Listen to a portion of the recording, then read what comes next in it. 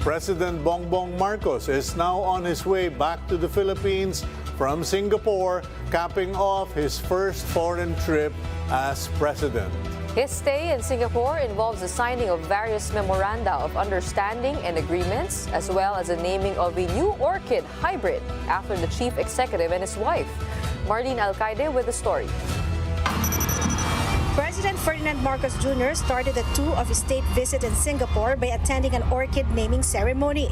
As part of Singapore's welcoming traditions, a new orchid hybrid was named after President Bongbong Marcos and First Lady Liza Araneta Marcos. The new hybrid or variety of orchid was named Dendrobium Ferdinand Luis Marcos. We are very honored to have an orchid name after the president is found.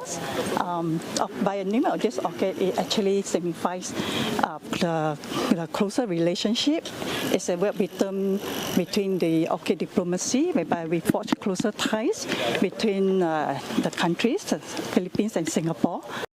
Prime Minister Lee Hsien Loong with his wife Madam Ho Ching hosted the breakfast with the first family. After that, President Marcos met with Singaporean President Halima Yacob and Prime Minister Lee Hsien Loong to discuss key regional and global issues. Several agreements were sealed during the state visit.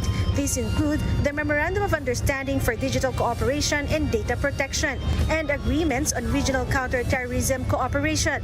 A Memorandum of Understanding was also signed on the development of New Clark City, as well as a joint communique on the recruitment of Pinoy health workers were also signed.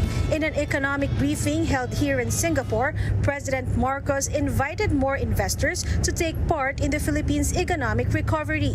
We will change the game by structural reforms that we have set in place to allow for wider participation in our industries. In terms of tourism, both countries discussed easing travel requirements for Filipinos and Singaporeans. This is one of the biggest opportunities we have. If we can do it with Singapore, then perhaps we can standardize it with many more countries and we can encourage more travelers.